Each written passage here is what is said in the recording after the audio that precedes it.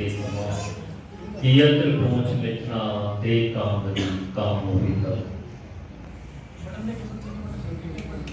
सृष्टिकर्ता वाल्मीकि दयावान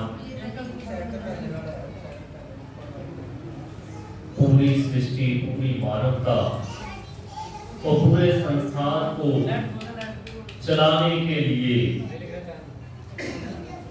एक बहुत ही अनमोल ग्रंथ देते हैं जिसको हम पावन योग वशिष्ठ कहते हैं, जिसमें सारी सृष्टि के भेद छुपे हैं, सारे ज्ञान दर्ज है। उस पावन योग वशिष्ठ का आप सभी अध्ययन कर रहे हो, सिमरन कर रहे हो। पावन योग वशिष्ठ हमें अपने जीवन के प्रति या जीवन में जो दुख आ रहे हैं या दुख आए हैं उन सभी के प्रति ताकत और हिम्मत बख्शते हैं। तो उसी पावन योग वशिष्ठ का आप पाठ ग्रहण करने जा रहे हो। आप सभी से प्रार्थना रहेगी, हाथ जोड़ के अपनी बातें ना करें, कृपया पाठ की तरफ ध्यान दें। पावन योग वशिष्ठ जो बातें इस ग्रंथ में हैं वे और ग्रंथों में भी मिलेंगी, जो इसमें नहीं है वे कहीं नहीं मिलेंगी। विज्ञान लोग, विद्वान लोग इसको सब विज्ञान शास्त्रों का कोश कहते हैं। पावन योग वशिष्ठ वह ग्रंथ है जिसको इस दुनिया के जितने भी महापुरुष हुए, जब उन्होंने अध्ययन किया तो पावन योग वशिष्ठ पे आकर उन्होंने एक लास्ट में एक बात कही कि जो इस पावन ग्रंथ में दर्ज है वो आपको पूरी दुनिया में, पूरे संसार में मिल जाएगा, पर जो पावन योग वशिष्ठ में दर्ज नहीं है वो आपको कहीं नहीं मिलेगा। इसलिए इसको ज्ञान का कोश, ज्ञान की जो उत्पत्ति है या जितने रहस्य, जैसे हम कहते हैं लोक परलोक, लोक जिसमें हम रह रहे हैं और परलोक जो हमारी समझ से परे है, जो हमारे विचारों से परे है, वो उस लोक परलोक के ज्ञाता अगर हैं तो ईश्वर वाल्मीकि दयावान। तो पहला ही श्लोक जो पावन योग वशिष्ठ में हम पढ़ रहे हैं वो यही है कि यह ग्रंथ सब विज्ञान शास्त्रों का कोश है, इसके बीच में सारे ज्ञान हैं। दूसरा शब्द हम पढ़ेंगे, मोक्ष प्राप्ति के लिए इस ग्रंथ का श्रवण, मनन और निधिध्यासन कर लेने पर तप, ध्यान और जप आदि किसी साधन की आवश्यकता नहीं रहती।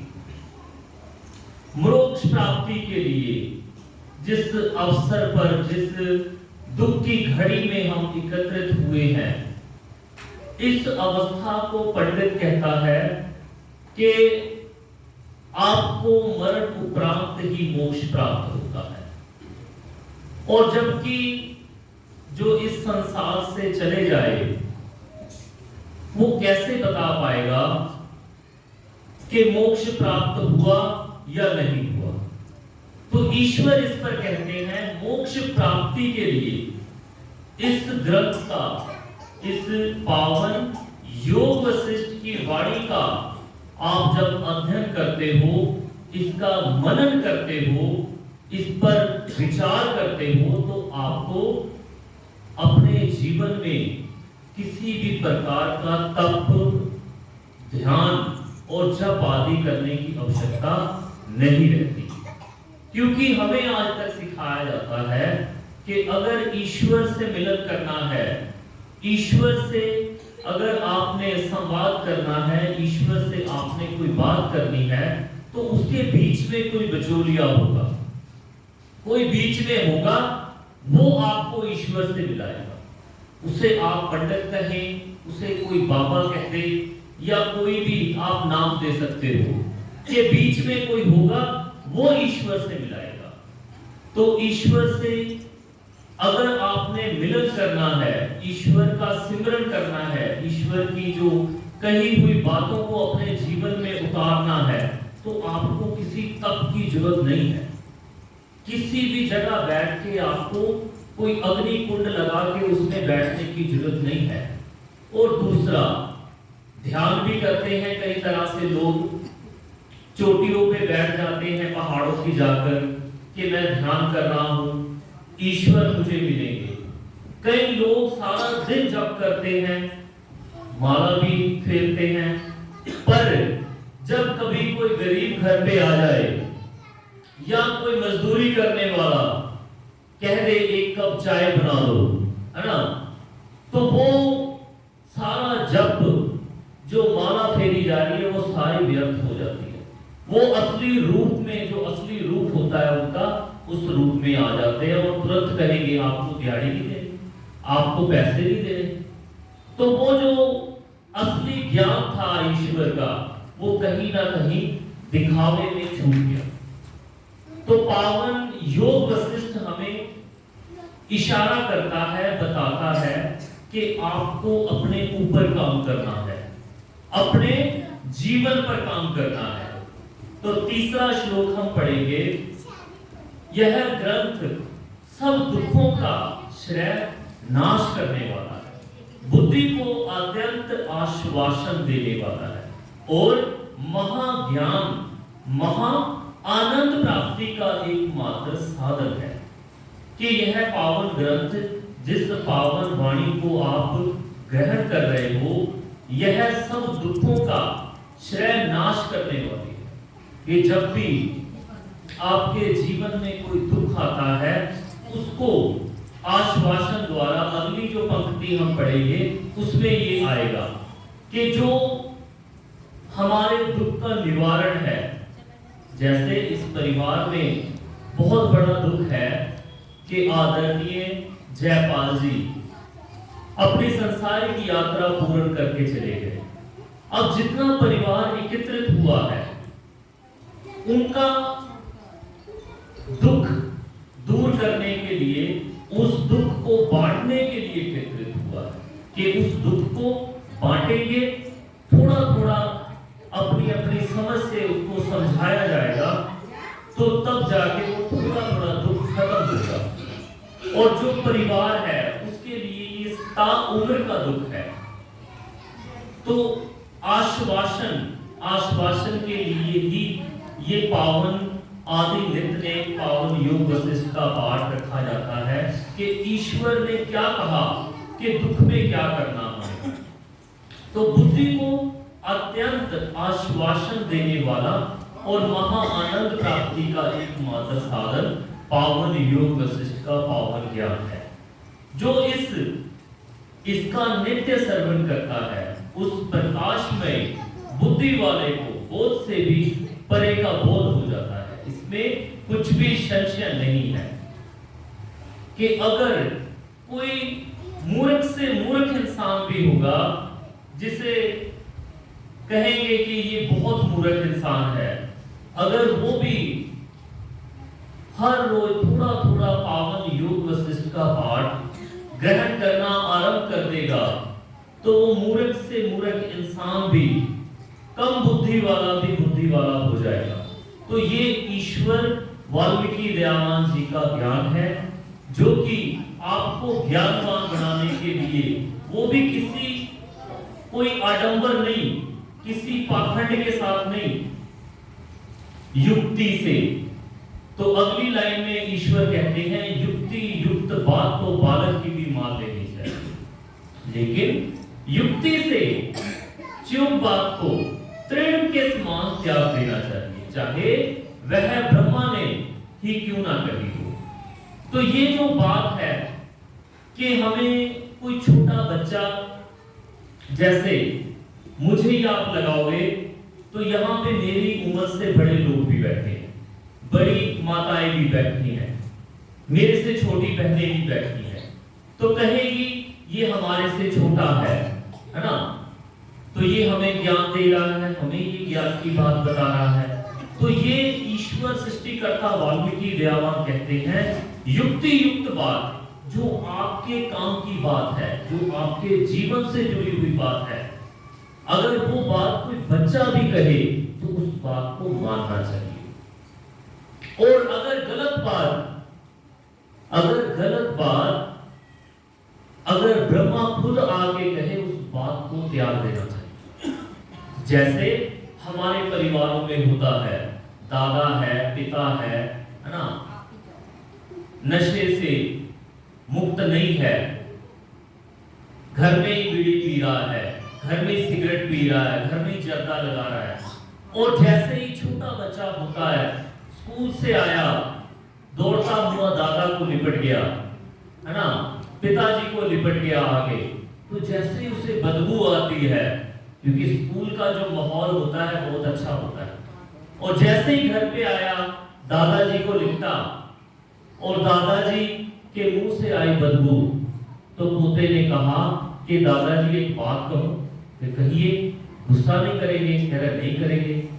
तो आप इस बीड़ी को छोड़ दीजिए, आप इस जर्दे को छोड़ दीजिए। एक तो आपके मुंह से बदबू आती है, दूसरा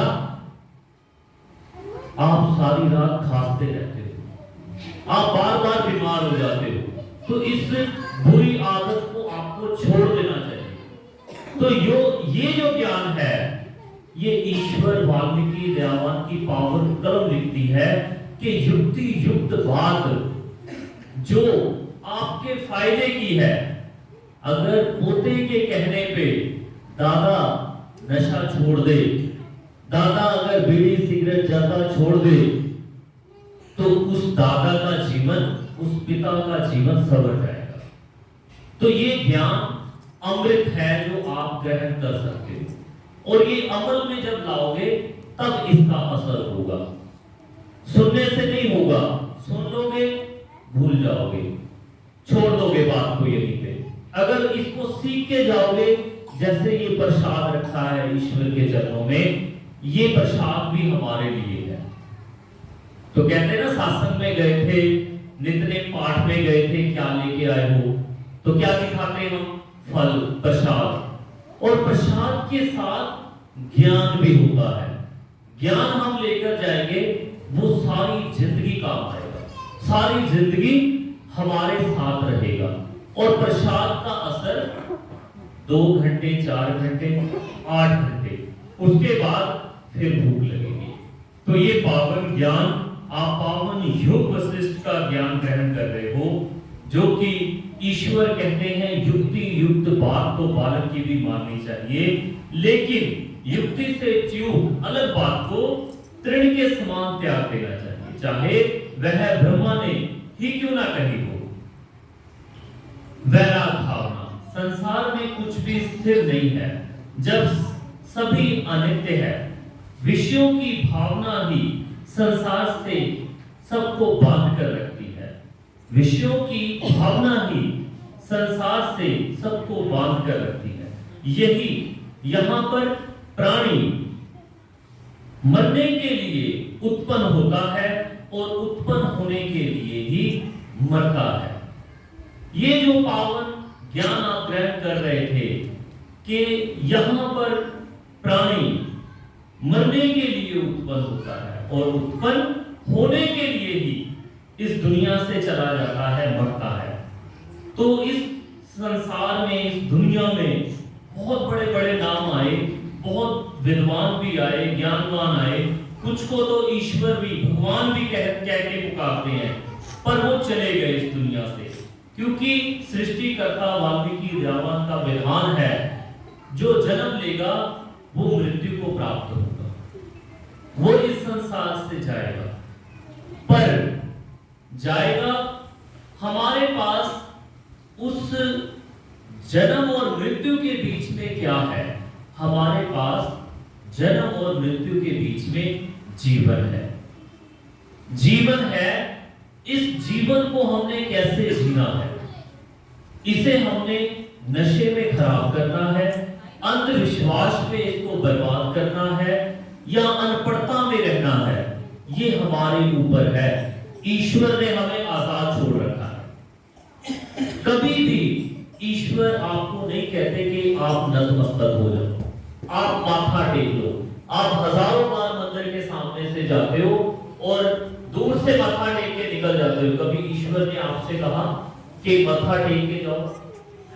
ये अदब होता है, बड़ों का सत्कार होता है, जो खुद ब खुद आएगा, खुद ब खुद हमारे मन में होता है। तो ईश्वर के चरणों में हम जब नतमस्तक होते हैं तो वहां से कुछ हमें सीखना चाहिए। तो अब हम पावन योग वशिष्ठ के 7 श्लोकों के बाद अब हम पावन आदि नित्यनेम का जो पाठ है उसको धीरे धीरे करेंगे और दिवंगत आत्मा वीर जयपाल जी के लिए परमात्मा के चरणों में अरदास करेंगे कि हे ईश्वर, उनको आप मोक्ष प्रदान करें और जो परिवार है उसको ये दुख सहने की ताकत बख्शें। जैसे वो उनके बीच में थे तब उनका जीवन चल रहा था, ऐसे ही उन्हें बल बुद्धि बख्शें कि ऐसे उनका जीवन चलता रहे।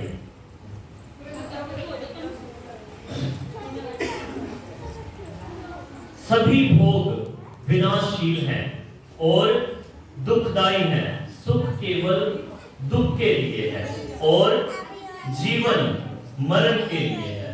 स्त्री के सौंदर्य का एकमात्र कारण मोह है, दुखों का कारण अज्ञान।